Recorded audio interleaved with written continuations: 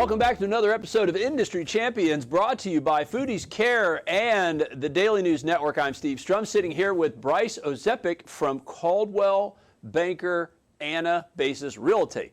Did I get it all right? You got it correct. It's not Bryce Ocepek. It's Bryce Ocepek. Yes, hashtag. sir. So we were talking a little offset. You run a real estate team that has really exploded in the Northeast Florida market, not just Jacksonville, but in the surrounding area, and really doing some things differently in technology. Yes. But is creating a problem because you're getting so many leads that you need people to work with that. So that's a good, you know what, it is a good problem to have more things to do than time to do it in a day. It's a whole heck of a lot better than sitting around waiting for a phone to ring that never rings. Absolutely. So tell us a little bit about your firm. Tell us some of the stuff you do in technology, and you're here today to talk about how you're building a work team within real estate that's different than what other teams may have been experienced from somebody who may be watching this as a real estate professional. Yeah, 100%. So in my experience in working in real estate over the last 10 years, I've seen a lot of different brokerages and a lot of different business models.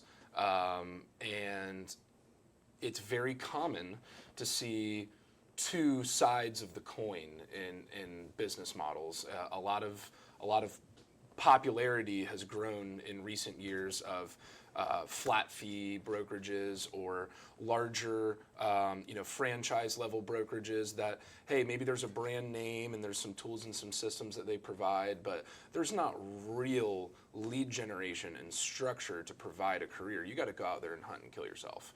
And then these flat fee brokerages have gained in popularity over the last couple of years because agents have, been fed this lie and this notion that, hey, I need to retain 99% of my commission, but what they forget is that now they're harboring all the expense. They're paying for their own E&O, they're paying for their own marketing expenditure, they're paying for their own CRMs and systems. They have no training, no coach, and anytime they have an issue that they need to contact a broker, they submit a ticket and they wait 3 days to get an email back from somebody. And sure, they're keeping a lot of their commission, but now because of that, they're only doing a couple of deals a year. And would you rather do a couple of deals a year, harbor all the expense and keep majority of it, or would you rather do 20 to 30 deals a year? Well, as a guy that harbors his own expenses in a different, outside of this TV business, I do, as partner of a wealth management company, I understand completely what you're talking about. With both harboring your own expense, building something that's different, that is an efficient, repeatable process. Exactly. That it's like a trade-off, right? It's like, do you want 100% of $1,000, or do you want 50% of $10,000? Exactly. At the end of the day, which one's bigger? Now, maybe the splits aren't quite that dramatic, I'm sure. They're not. I'll let you, that part, for the real estate people, he's not taking half. And that is the other side of the coin that I was going to get to, right? So this is the one side of the coin. Here's the other side of the coin. Is there are these other, super high functioning teams and brokerages that have, inbound lead generation and process and accountability, but they take it to the extreme. The splits are super, super low and the expectations are super, super high. And you get to a point working at these firms where you're like, man, I'm working more than I would at a full-time job, salaried position. I've got all these expectations and requirements of me, and I'm not even on a W-2. Right. It's this whole opposite side of the coin, and what I wanted to find was really this happy medium that I haven't really seen discovered yet. So, we have inbound lead generation partnerships with Zillow, tens of thousands of dollars. Actually, I would say in the past several months, it's been somewhere in the ballpark of like $40,000 to $50,000 a month that has been towards leads. That's a big investment in marketing it's a big expense. Investment in marketing. But we're generating hundreds and hundreds and hundreds of opportunities every single month for our agents that work at our company. But at the same time, we're not charging these heavy splits. We, in comparison to these other, high focused teams, we actually have incentive programs in place where the more experience you have as an agent, the higher your split can be on company leads, up to 70-30, which is actually really good for a company lead.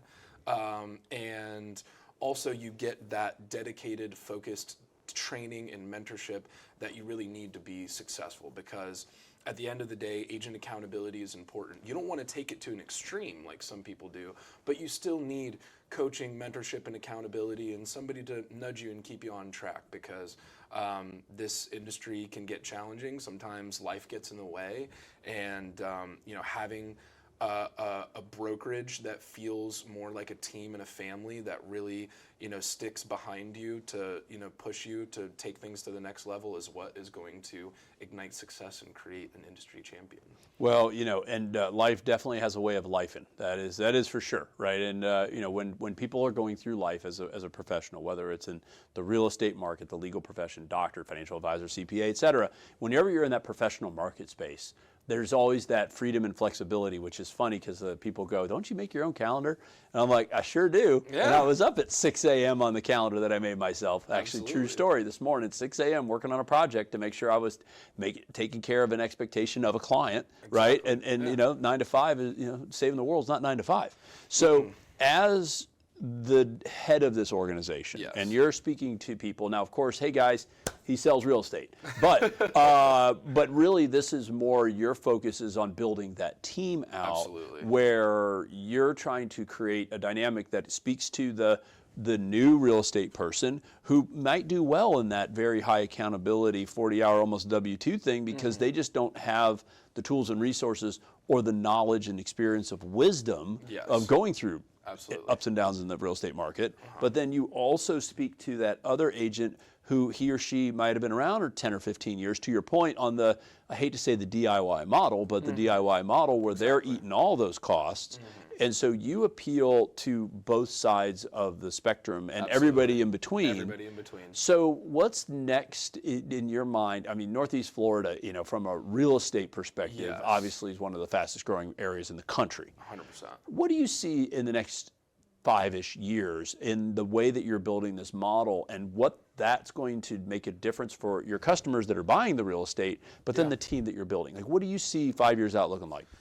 So for the company or for the real estate market? A little bit of both. A little bit of both. So real estate market in Jacksonville, Northeast Florida, there's a lot of new construction. There's a lot of inventory. Costs are softening, like prices and things like that. A lot of properties are selling with concessions and price drops, longer days on market. And a lot of that came from this was overbuilt a little bit because we were expecting so many people to come here with the mass migration of Florida from COVID. But on the tail end of that, Shad Khan and so many other developers, JWB and things like that, are doing massive downtown initiatives with billions and billions of dollars in development, new stadium, all sorts of things. I think that's going to bring a lot of new jobs. It's going to bring a lot of new tourism. It's going to bring a lot of new people from around the country to move to the last major metro on the water in Florida that is really yet to see its true potential. Like Tampa, South Florida, some of these other places, they've already reached that goal. So I think that's coming in the next 5 years. And what we're trying to do is lay the infrastructure, the systems, the lead generation, the accountability processes, and everything to harbor that growth. As scale and volume continues to come in, we need to be ready from a company infrastructure level to actually harbor that growth. And expand. I just opened another office in Valdosta, Georgia, so South Georgia, last year, and that's starting to really hit its stride. We've got a lot of new people on the team there. We've been putting together our inbound lead generation and systems and process, and it's really starting to take shape. And I think over time we may continue to expand to other markets, but right now we're focused on Northeast Florida, which is St. Augustine, Jacksonville, Macclenny, into Green Cove, up to Fernandina, Amelia Island, where I'm from. Go Pirates! And we're going to take over Northeast Florida, and we're looking to see who wants to join forces with us and take that journey up. That is fantastic. Gosh, and I think that, as we kind of wrap this one up on industry champions, first, maybe you'll be the next industry champion. It's funny, the thing you mentioned about the folks that are doing development, right? Yeah. Alex if you're listening, JWB's president, Alex Ocepek, a friend of mine for a long time, sat in that chair so many years ago. Now mentioned in the same sentence as Shad Khan. So as we take it away, thank you, Bryce, for joining us today. Alex, if you're listening, same sentence as Shad Khan. You're going places, buddy. And as great as it is to have you on the show, we can't do this without these people, right? Absolutely. So thank you so much for joining us. But guys, thanks so much for joining us on the Industry Champions. Come check out Bryce's stuff. We're going to put his stuff on our website, which is thedailynewsnetwork.com. If you love the episode, share the episode, and remember to always live with gratitude.